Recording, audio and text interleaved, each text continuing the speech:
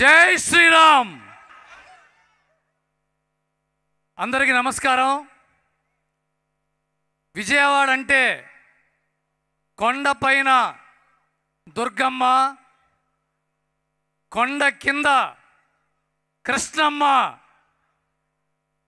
నేను మీలాగే బెజవాడలో పుట్టా, బెజవాడలో తిరిగా, రాజీవరాజు, శైలజ, అలంకారు, ఓరసీలో సినిమాలు చూసా. దీని అమ్మ ఇక్కడ మిరపకాయ బజ్జీలు తిని తిరిగి తిరిగి తిరిగి సినిమా ఇండస్ట్రీకి వెళ్ళా. రేపు మీలో కూడా ఎవడో ఒకడు వస్తాడు మాతో పాటు సినిమా ఇండస్ట్రీకి. అవునా కదా? ఎస్. మిరాయి గురించి చెప్పాలి.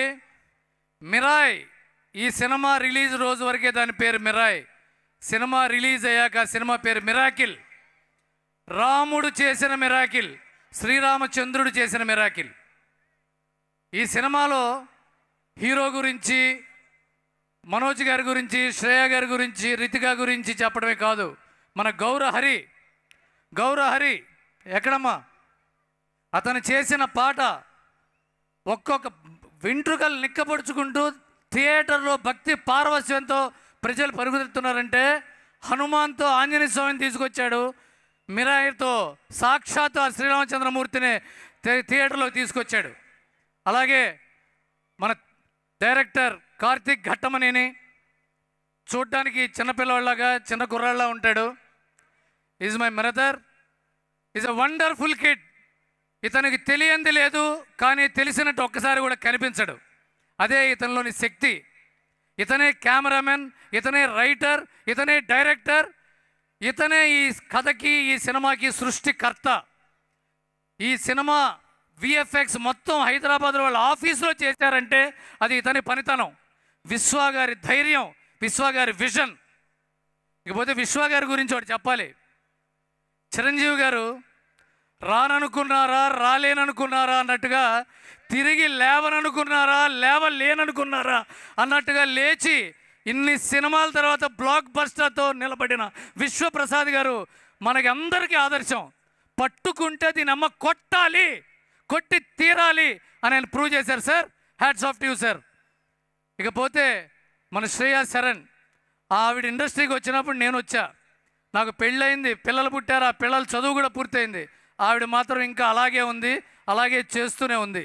ఇంకా ఆవిడ గురించి ఏం చెప్పాలి, చెప్తే మనకి ఇంకా వయసు అయిపోతుంది అనుకుంటారు. ఇకపోతే రితికా నాయక్ లాంటి ప్యూర్ సోల్ ఉన్న ఫేస్ చాలా సంవత్సరాల తర్వాత తెలుగు ఇండస్ట్రీకి వచ్చింది. అంత beautiful soulful face. She is going to stay for ever and ever and ever. And now ఒక విలన్ని కొట్టాలంటే ఒక హీరో కావాలి, కానీ ఒక మహాబీరని కొట్టాలంటే ఆ హీరోకి సూపర్ హీరో కావాలి.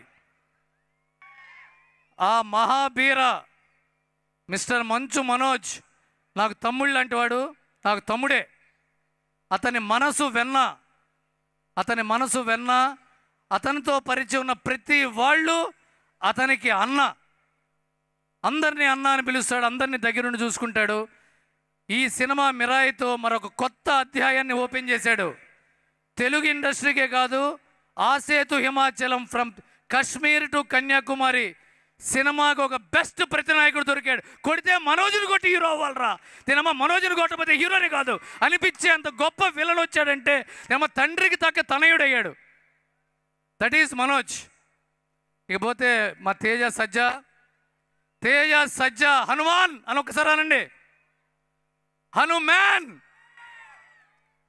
30 ఏళ్ళు నిండకుండా, ముక్కు పచ్చలారకుండా 2 పెద్ద 100 కోట్ల సినిమాలు కొట్టాడంటే ఇంకో 10 ఏళ్ల తర్వాత తేజ సజ్జా ఎక్కడుంటాడో మీరందరూ ఊహించవచ్చు. అతనికి సిగరెట్ అలవాటు లేదు, తాగుడు అలవాటు లేదు, గర్ల్ ఫ్రెండ్స్ లేరు. ఉన్నదొక్కటే వ్యసనం, మిమ్మల్ని అందరినీ ఎంటర్టైన్ చేయడం. Teja Sajja is going to stay for a very very long time at the top and he is going to inspire a lot more kids. And before I complete this speech, Vishwaprasad గారు, ఇంత పెద్ద hit మీకు తేజ సజ్జా ఇచ్చాడు. ఆయనకి మీరు ఏ gift ఇస్తున్నారో stage మీద announce చేయబోతున్నారు. మీరు నేను దాంట్లో నాకు కొంచెం లంచం ఉంది కాబట్టి. ఇక్కడికి వచ్చిన అనిల్ సుంకర్ గారికి నమస్తే సార్, శశి గారికి నమస్తే సార్, ఇక్కడికి వచ్చిన దుర్గేష్ గారు, అలాగే రఘురామ కృష్ణరాజు గారు, పట్టాభి గారు, మా పార్లమెంట్ సభ్యుడు కేసినేని చిన్ని గారి అందరికీ నమస్కారం. All the best Mirai. Mirai is going to rule for the box office for some more weeks. Please watch it in theatres to get the experience. Bezawada కుర్రాళ్ళు థియేటర్కి వెళ్ళి సినిమా చూడాలి. బెజవాడలో థియేటర్లో చూస్తేనే ఆ కిక్కు, అవునా కాదా? Yes. Good night. Thank you Ravi garu, thank you so much. Ravi garu speech always అద్భుతంగా ఉంటుంది.